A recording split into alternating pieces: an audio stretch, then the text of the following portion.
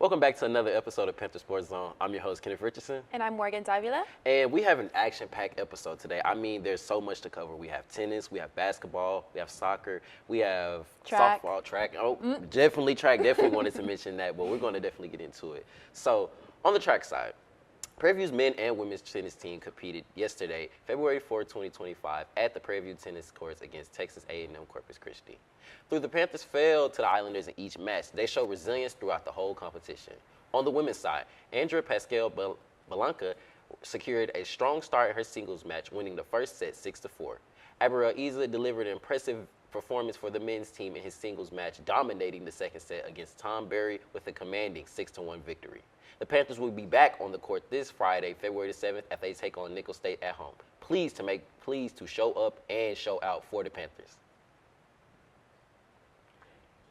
Prairie View A&M women's basketball returns in action this Thursday for a highly anticipated conference matchup against Florida A&M University.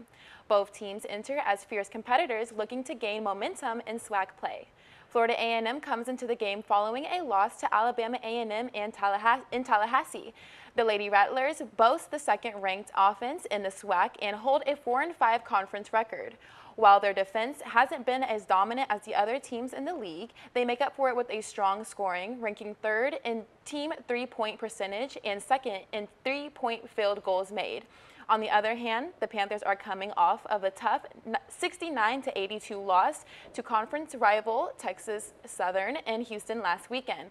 Offensively, they ranked in the bottom half of the SWAC and have faced challenges in the defense end. However, they've been a force in the paint, ranked second in the conference in blocks per game. With plenty of excitement surrounding this matchup, we can't wait to see our Panthers showcase their talent. Good luck, Panthers.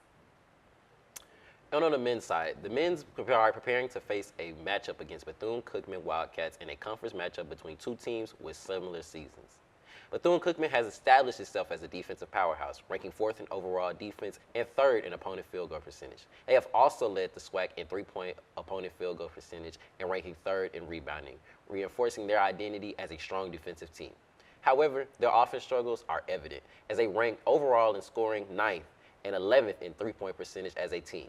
The Panthers entered this matchup after a 63-79 loss in a conference rival against Texas Southern in Houston last weekend. While the offensive production had dipped, ranking 7th in SWAC, they remain efficient, sitting second in team field goal percentage. However, though, rebounding has been a key area for improvement, as Prairie View ranks just 12th in the conference with a total of 271 rebounds. 85 behind first place Alabama A&M. Heading into this game, the Panthers will focus on maintaining strong shooting efficiency, limiting turnovers, and maximizing possession. A disciplined approach on both of the ends of the court will be crucial for success. Prairie View A&M bowling is back in action this weekend in Mississippi, competing in the SWAC East Roundup against conference opponents.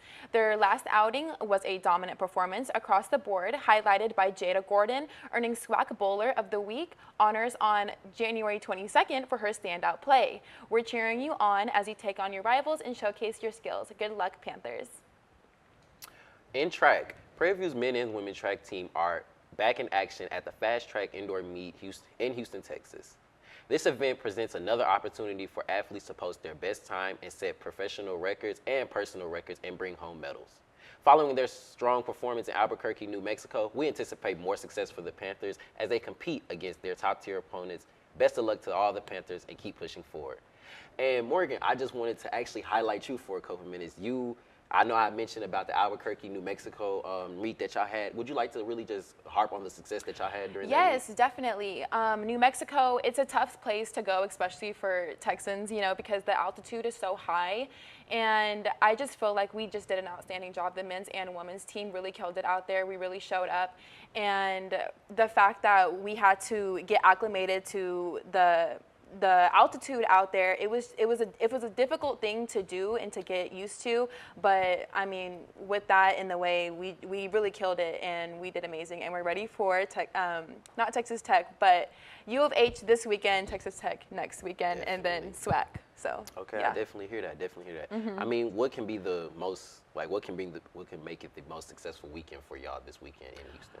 Honestly, these past 2 meets, we've just been climbing up the rankings, and so if we just continue that and just show that we are up there, then that's all we really need is Definitely. to. Yeah. I mean, we're going to keep rooting for y'all Panthers. I mean, just got to keep going. All right, and so the Prairie View A&M women's softball is back for the spring semester, kicking off with a doubleheader against UT Arlington and the University of the Incarnate Word in San Antonio. The team will compete in the Incarnate Word tournament this Saturday, February 8th, before facing Eastern Illinois University to close the tournament. From there, they head to Comington, Georgia to participate in the HBCU softball tournament. Mia Nunes and Callan Macy has been recognized for their outstanding preseason performances, earning the SWAC preseason all-conference honors. With the spring season in full swing, we have high expectations for our Lady Panthers. Best of luck this season.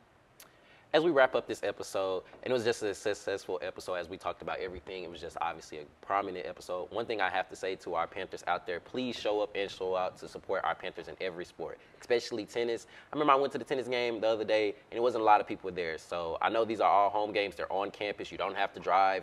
Just a simple walk. You stay in the phases, it's right across the street. Stay in 3 and 6, it's always somewhere, so you can always show up and show out for the Panthers. Especially for these home games that we're finna start having for basketball. Please make sure y'all show up and show out because the Panthers need it. And so this has been another episode of Panther Sports Zone. I'm your host, Kenneth Richardson. And I'm Morgan Davila. And we'll see you guys later.